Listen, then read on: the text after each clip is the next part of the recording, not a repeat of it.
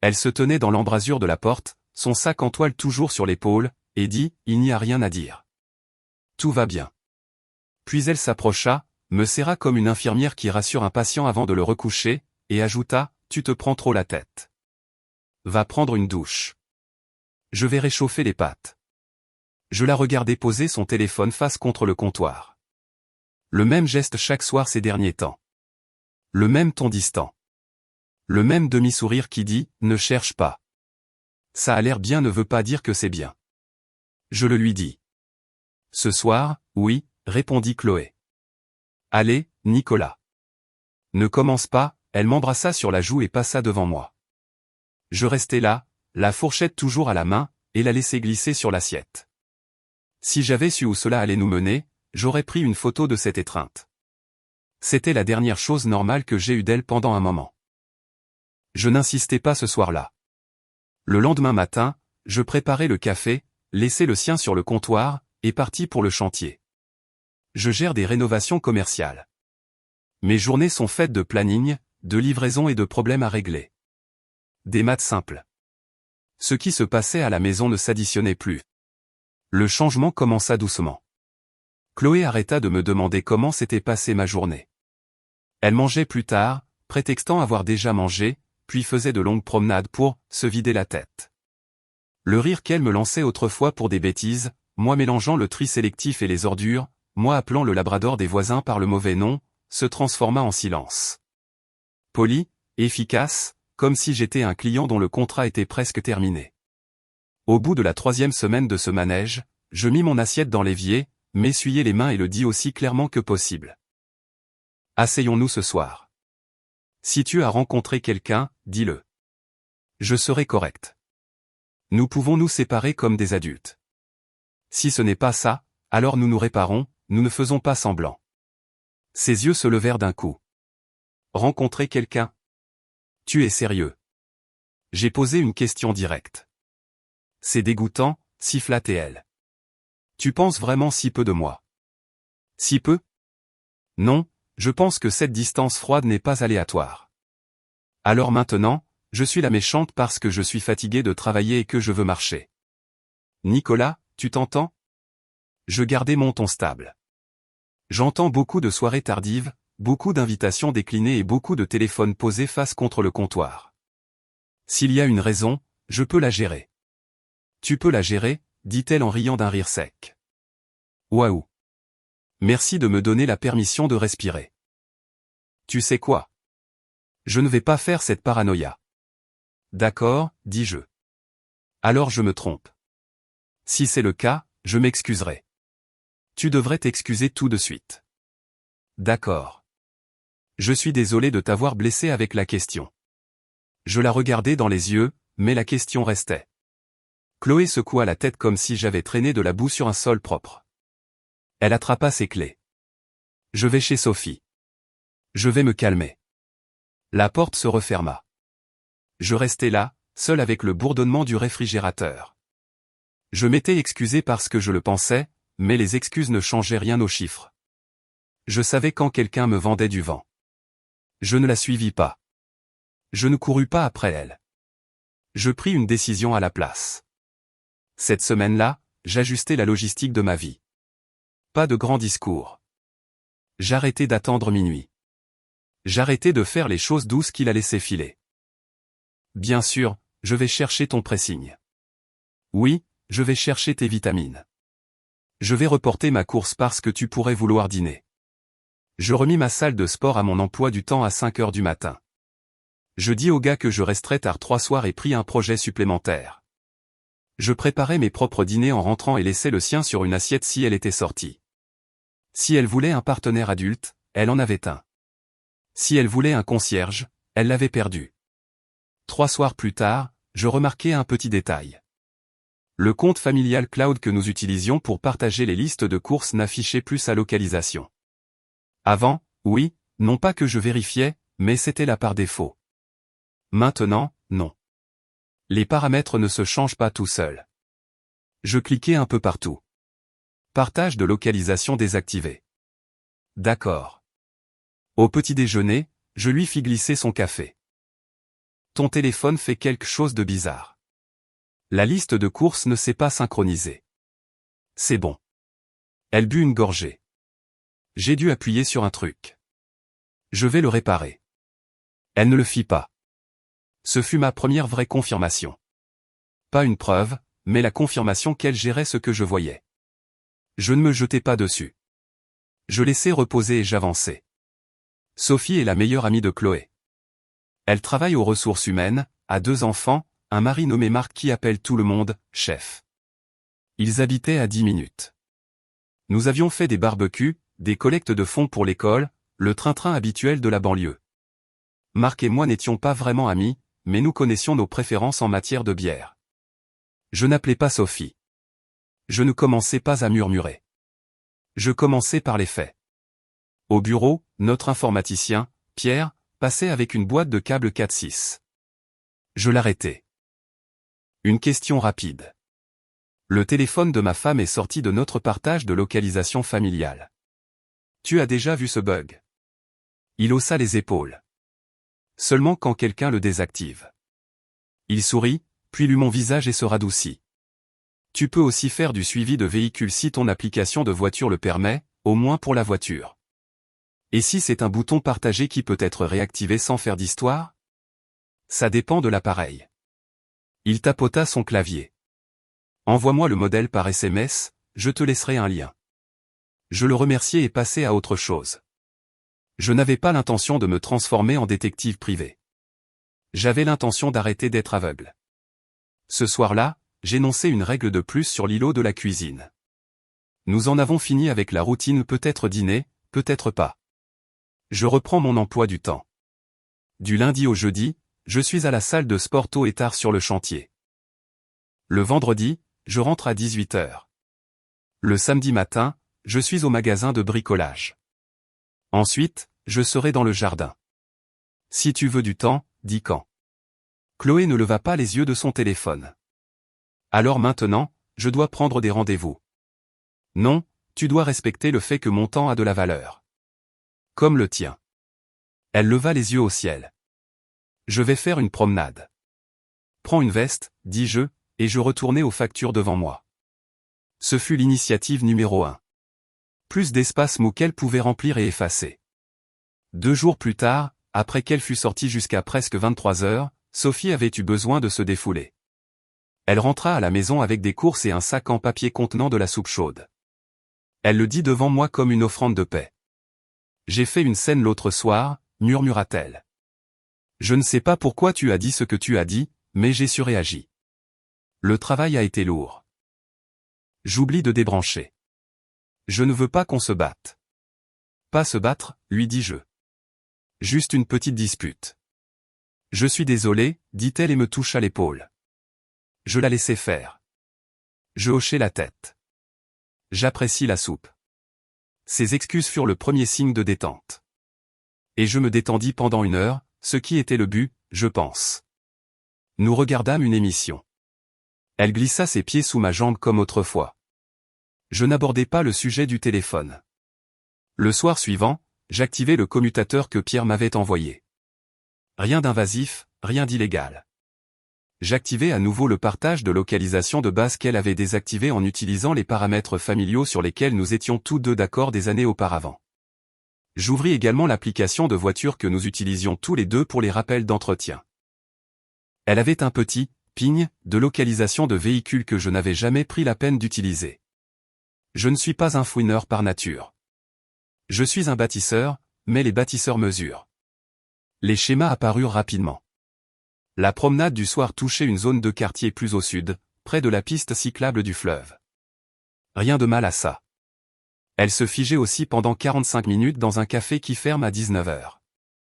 Puis le point se déplaçait à l'extrémité d'un parc où l'éclairage est mauvais et les parkings sont calmes.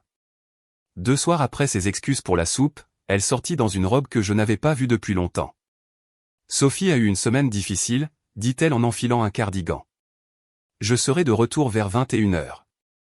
Ne m'attends pas, d'accord, répondis-je, me levai et mis mon verre vide dans l'évier. À 20h20, je vérifiai le ping de la voiture, garée près du parking de la piste. Je pris ma veste et ma tablette de travail, mais pas mes clés de maison. Je les laissais dans le plat. Évident et désinvolte. Je conduisis le camion par le long chemin pour éviter d'être vu, me garer derrière un petit centre commercial et marcher. Pas de drame, juste des pas. Si vous avez déjà été le dernier à comprendre, vous connaissez le son que fait votre cerveau quand une hypothèse se transforme en fait. Ce n'est pas bruyant, c'est un clic. Ils étaient sur le banc le plus éloigné, près des arbres, sans se toucher, mais beaucoup trop près pour deux personnes mariées qui n'étaient pas mariées l'une à l'autre. Marc, le chef, souhaite à capuche sombre, les mains bougeant pendant qu'il parlait. Le rire de Chloé était le rire doux qu'elle utilise quand elle veut que quelqu'un se sente intelligent. Je l'avais entendu me viser des dizaines de fois. Je ne m'approchai pas. Je me tins derrière un demi-mur près du chemin, levai la tablette et pris 3 photos. Puis je partis. Je rentrai à la maison sans allumer la radio. Je me couchai. Quand Chloé se glissa à 22h40, elle sentait l'air frais et le café. « Tout va bien ?» demandai-je dans l'obscurité. « Oui, ça va » murmura-t-elle. « Merci de ne pas avoir été bizarre avec mon départ. »« Pas de problème. » Je fixai le plafond jusqu'à ce que j'aie mon plan. À 7h le lendemain matin, j'envoyai un SMS à Sophie. « On peut se voir pour un café ?» 10 minutes. C'est à propos de nous deux. Elle répondit avec un point d'interrogation, puis, l'haricot creux, près du lavage auto. J'arrivai en avance et pris la table du coin. Sophie arriva les cheveux attachés, sans maquillage, un t-shirt qui disait « Je suis fatiguée ». Elle a l'œil vif et n'est pas sentimentale, ce que je respecte. « Qu'est-ce qui se passe ?» demanda-t-elle en glissant sur la chaise. Je tournai la tablette et le dis devant elle. Pas de préambule, pas de commentaire. La photo le disait plus clairement que je n'aurais pu le faire. Sophie regarda fixement. Elle expira une fois par le nez. Elle ne pleura pas. Elle ne me regarda pas. Elle regarda la dernière image pendant une bonne dizaine de secondes comme si elle mémorisait une carte. « C'est mon mari » dit-elle platement. « Et ta femme ?»« Oui. »« À quel point es-tu sûr que ce n'est pas je ne sais même pas comment appeler ça pour ne pas casser cette table. »« Assez sûr pour que ce soit un schéma.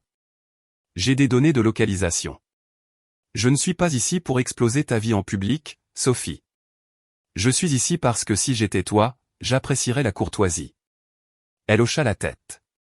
Merci de me l'avoir apporté. Nous restâmes assises dans le bourdonnement des moulins et des petites discussions. Elle leva finalement les yeux. Qu'est-ce que tu vas faire? Décider une fois, pas 100 fois, répondis-je. J'en ai marre d'être le seul à prendre ce mariage au sérieux. Je le ferai proprement.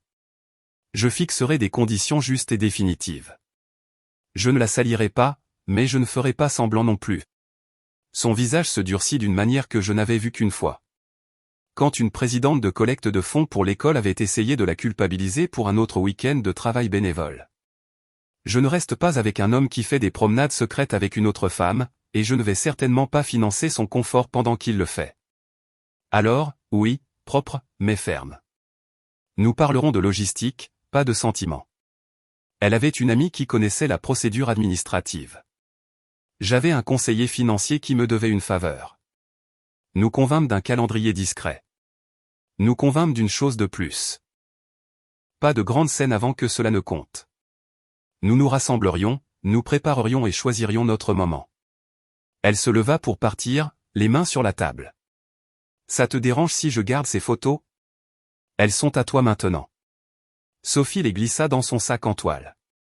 Envoie-moi un SMS avant de prendre de grandes décisions. De même. Nous partîmes séparément. Dehors, près du lavage auto, un enfant en maillot de football tapait dans un ballon contre le trottoir. Le monde ordinaire continuait de fonctionner. Cela aidait. À la maison ce soir-là, je préparai un repas simple et posai 2 assiettes sur la table. Chloé arriva avec un sourire éclatant et un chemisier que je n'avais pas vu depuis le printemps. « Tu as fait le dîner ?» demanda-t-elle comme si je venais de construire une terrasse en diamant. « Vendredi, dis-je, je suis à la maison le vendredi. » Elle posa son téléphone face contre le comptoir. « Tu es adorable. » Pendant le repas, elle fit le 2e revirement doux. C'était un classique. Je sais que je suis beaucoup sorti. Je vais me reprendre. Je nous veux. Je veux revenir aux soirées jeux et aux bêtises. Toi et moi. Nous pouvons faire ça, lui dis-je et je la regardai droit dans les yeux pour qu'elle le croie. Nous pouvons aussi garder nos emplois du temps indépendants. L'équilibre est bon. Elle tendit la main pour me serrer la main. Merci d'être toujours patient avec moi. Après le dîner, je débarrassai la table et envoyai 2 emails que j'avais rédigés plus tôt. Un à mon conseiller. Déplace mon virement direct sur le compte individuel dont nous avons discuté. Maintiens les obligations partagées financées. Gèle l'accès discrétionnaire sur la carte jointe. Un à mon manager. Ajustement des dates de voyage. Confirme la nuitée de jeudi prochain. Je ne punissais pas. Je séparais le partagé du personnel. L'argent, le temps, l'espace. La clarté élimine les jeux. Je déplaçais également une valise dans le placard de la chambre d'amis discrètement, non pas pour partir ce soir-là, mais pour faciliter le départ si j'en avais besoin. C'est aussi un mouvement de bâtisseur. On prépare sa sortie quand on sait que les structures sont compromises. La semaine suivante, Chloé tint sa promesse pendant 3 jours entiers. Elle était à la maison pour le dîner. Elle rit devant une émission stupide. Elle posa son téléphone face visible 2 fois et me laissa voir ses messages. Un point pour le théâtre. Puis jeudi, elle alla au yoga avec les filles et revint rougie et bavarde à propos d'un nouvel instructeur qu'elle aimait. 10 minutes plus tard, son téléphone vibra et elle se glissa dans la salle de bain pour y répondre. Je finis de payer la facture de gaz et envoyai un SMS de 2 mots à Sophie. Toujours active. Elle répondit, reçu. Pas de drame, juste de la coordination. Cette nuit-là, je dormis dans la chambre d'amis, non pas comme une punition, mais comme une limite. Quand Chloé trouva le lit fait le vendredi matin, elle se tint dans l'embrasure de la porte. « Qu'est-ce que c'est que ça ?» exigea-t-elle. « Je dors mieux avec le réveil de la salle de sport tôt, dis-je. Et je ne suis pas d'humeur à avoir de la compagnie. Nous réévaluerons la semaine prochaine. »« Tu me punis ?» accusa-t-elle. « Je te l'ai dit. Pas une punition, une limite. Je déteste ce mot. Je sais. » Elle me regarda, puis changea de tactique. Elle traversa la pièce, posa ses mains sur mes épaules, m'embrassa sur la joue. « Ne soyons pas comme ça, s'il te plaît. »« Nous sommes déjà comme ça, » répondis-je. « Comment nous agissons à l'intérieur, c'est à nous de le décider. » Elle sortit quand la porte d'entrée se referma derrière elle ce soir-là pour une autre promenade.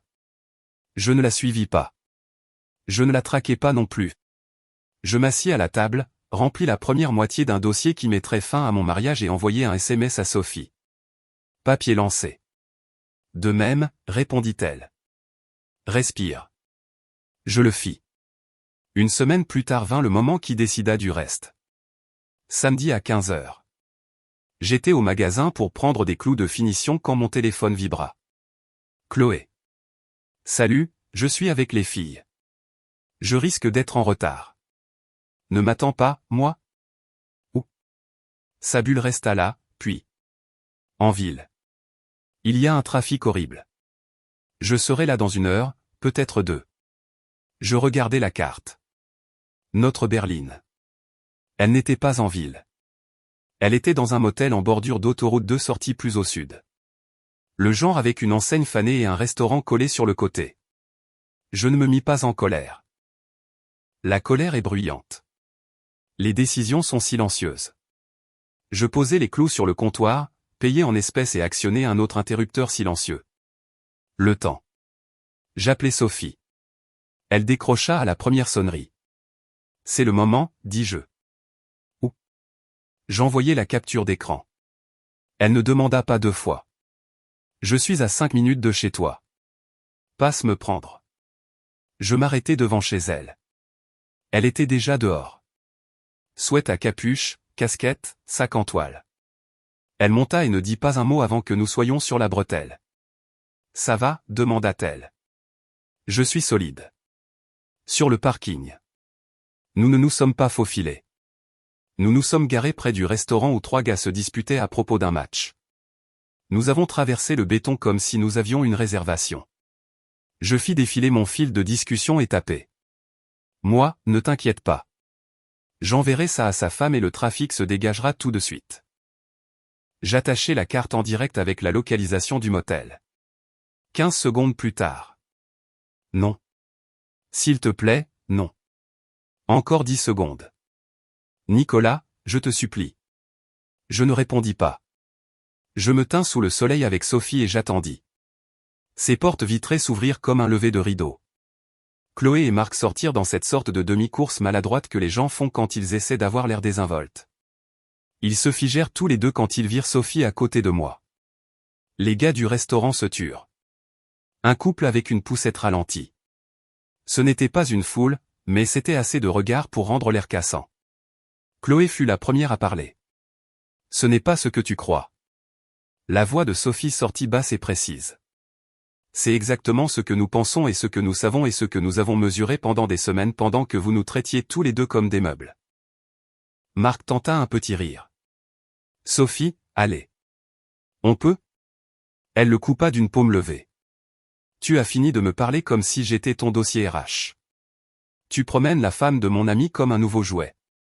Tu as utilisé ma maison comme alibi et tu as dépensé mon argent pour prendre un café après. Tu es viré. Il ouvrit la bouche, la referma. Chloé se tourna vers moi. Nicolas, c'est. Laisse tomber. Je répondis. Pas de colère, juste fini. Sophie n'avait pas fini. Elle s'avança et expliqua. Pas en hurlant, juste implacable. Je veux que vous compreniez tous les deux à quel point c'est simple. Vous n'êtes pas courageux. Vous n'êtes pas spéciaux. Vous êtes juste égoïste et négligent. Vous avez écrit vos noms sur le même désordre et avez supposé que personne ne le lirait. Nous l'avons lu. Sophie, s'il te plaît, murmura Chloé, les yeux brillants de théâtralité. Ne fais pas ça ici. Tu l'as fait ici, rétorqua Sophie. Juste ici dans un motel en bordure d'autoroute en plein jour. En nous envoyant des SMS pour dire que le trafic était mauvais. Quelques passants secouèrent la tête. Un homme près du restaurant marmonna, aïe. Ce n'était pas joli. Ce n'était pas élégant. C'était réel. Je pris 2 enveloppes dans ma veste. Je les avais préparées la veille, espérant ne pas avoir à les utiliser comme ça. Il s'avère que si. J'entendis une à Marc, une à Chloé. Ce sont les papiers, leur dis-je. Ils sont justes. Ils couvrent ce qui doit être couvert. Je ne suis pas là pour négocier ou entendre des explications. Je suis ici pour finir. Chloé regarda l'enveloppe comme si elle allait mordre. Non, attends, dit-elle rapidement, la douceur revenant. Rentrons à la maison et parlons. Nous pouvons arranger ça. Je ne veux pas nous perdre. Tu nous as perdus il y a des mois, répondis-je. Sophie tapota son enveloppe contre sa paume et regarda Marc. Tu déménageras tes affaires ce soir. J'aurai une nouvelle serrure lundi. Tu auras un temps respectueux avec les enfants si tu te comportes bien. Si tu ne le fais pas, ce temps diminuera. C'est la seule négociation que tu aies. Marc ne discuta pas. Chloé tenta un dernier coup. Nicolas, je t'aime. J'ai fait une erreur. Je peux changer. Tu as déjà changé, dis-je. Juste pas vers moi. Nous nous sommes tournés et avons marché. Les gars du restaurant se séparèrent. L'un d'eux, plus âgé, grisonnant, un visage qui donnait l'impression qu'il avait lui-même construit quelque chose, me fit un petit signe de tête. Pas d'approbation, de reconnaissance. Ça comptait. Dans le camion, Sophie expira comme si elle avait retenu sa respiration sous l'eau. Où veux-tu aller, demandai-je. Quelque part avec de la nourriture et pas d'histoire, dit-elle. Marché conclu. Nous avons choisi un endroit de l'autre côté de la ville où personne ne connaissait nos noms. Nous nous sommes assis dans un coin. Nous ne nous sommes pas montrés dramatiques. Nous avons mangé des burgers et trinqué nos verres d'eau. Tu vas bien? Demandai-je finalement. Non, dit-elle, puis elle sourit comme un couteau qui se transforme en cuillère. Mais je le serai. Même réponse. Elle rit une fois, un vrai rire cette fois. On est un désordre. Nous sommes organisés, corrigeai-je. Grosse différence. Elle hocha la tête et prit une bouchée. Merci pour la façon dont tu as fait ça. Propre. Pas de hurlement. Le bruit, c'est pour les gens qui pensent encore qu'ils peuvent gagner quelque chose en le faisant plus fort, répondis-je. J'ai fini de jouer pour le bruit. Nous avons partagé une part de tarte parce que ça semblait être une règle de prendre un dessert après avoir clôturé un chapitre. Puis nous avons reparlé logistique. Cette fois, pour organiser les prochains jours. Qui allait dire quoi? Quelle zone grise éviter? Nous sommes restés pratiques. Quand je la déposai, elle posa une main sur mon avant-bras. Tu n'as pas besoin de prendre de mes nouvelles plus tard, mais tu peux. Je le ferai, dis-je. Et Nicolas, ajouta-t-elle, nous avons géré ça comme des coéquipiers aujourd'hui. Nous l'avons fait. Ça compte. Ça compte. Je rentrai chez moi et dormis dans la chambre d'amis par choix. Le matin, Chloé tenta la manœuvre d'ouverture à la table de la cuisine. On peut faire en sorte que ça marche si tu juste. Non, la coupai-je poliment. Je ne discuterai pas de notre passé. Je ne discuterai que de logistique. Elle tenta les larmes. Elle tenta le blâme. Elle tenta de me dire que j'étais devenu froid en premier, ce qui était une accusation audacieuse même pour elle. Je ne discutais pas. J'énonçais des dates et des heures. J'allais au magasin de bricolage et pris des cartons. J'organisais son côté du placard, pour que l'emballage soit simple. J'appelais mon conseiller et exécutais le reste des mouvements d'argent. Je dis la vérité à deux amis communs en une seule phrase. Nous nous séparons. J'ai surpris des rendez-vous secrets et je ne suis pas intéressé par les commentaires. Ils essayèrent de fouiner. Je ne bougeais pas. Au travail, je gardais la tête baissée. Pendant le déjeuner, notre chef de chantier, Rémi, passa. Tu as l'air d'avoir passé la nuit dans un fossé, dit-il. De la paperasse, répondis-je. Tu vas bien? Je suis propre, lui dis-je. Et être blessé n'est pas sale. Les mensonges le sont. Ce soir-là, Chloé sortit sa deuxième grande tactique. La routine de la femme idéale poussée à l'extrême. Elle fit un rôti, alluma des bougies, mit la musique qu'elle savait que j'aimais. Elle m'embrassa le cou pendant que je me tenais à l'évier. On peut repartir à zéro, murmura-t-elle. Je te montrerai. Tu l'as déjà fait, murmurai-je en retour et coupai l'eau. Elle me suivit dans le salon. J'irai en thérapie. Je te donnerai tous mes mots de passe. J'arrêterai de sortir le soir. Je supprimerai des numéros. Je ferai tout ce que tu veux. Je ne veux pas une prisonnière, dis-je. Je veux une partenaire. Et une partenaire n'a pas besoin d'un agent de probation. Alors c'est tout. C'est tout. Elle me regarda longtemps, calculant, sans être le moins du monde déchiré. Puis elle redevint froide. Tu vas le regretter. Non, répondis-je. Je regrette d'être resté silencieux aussi longtemps. Le reste n'est que du nettoyage. Elle dormit sur le canapé. Je dormis bien pour la première fois depuis des semaines. Les jours suivants furent de la logistique, pas du drame. J'emballai mes outils et les déplaçai à l'atelier. J'installai mon bureau dans la chambre d'amis avec une serrure. Je dis à Chloé que je serais à la maison à 19h et je le fus. Je ne répondis pas aux SMS hors sujet. Quand elle appela à midi pour demander si je pouvais caser une discussion, je répondis avec des horaires où j'étais disponible uniquement pour les questions pratiques. Elle n'aimait pas ça, mais elle le comprenait. Sophie et moi coordonnâmes nos mouvements sans en faire un spectacle. Elle prit une babysitter pendant 1 heure un après-midi et fit venir Marc chercher ses affaires sous l'œil de sa voisine. Il essaya des blagues. Elle ne rit pas. Sa voisine, une dame âgée nommée Carole qui jardine comme si c'était un sport, se tenait dans l'allée avec un râteau et un regard qui aurait pu geler de la lave.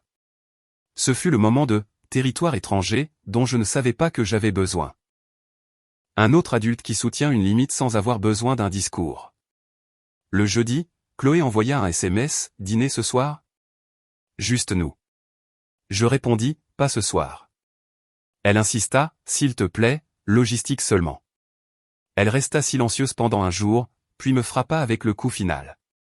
Une inondation de photos de nous à la plage, de notre ancienne maison, de notre premier chien. Je ne répondis pas. Elle envoya un message audio que je n'écoutais pas. Puis, comme si un interrupteur avait basculé, elle devint pratique. Je serai absente samedi pour rester chez une amie pendant un moment. Je t'enverrai l'adresse pour la dépose. Reçu, écrivis-je. Ce fut le dernier véritable échange que nous eûmes en tant que couple. Samedi matin, elle partit avec une valise et quelques cartons. Elle ne dit pas au revoir. Elle ne claqua pas de porte.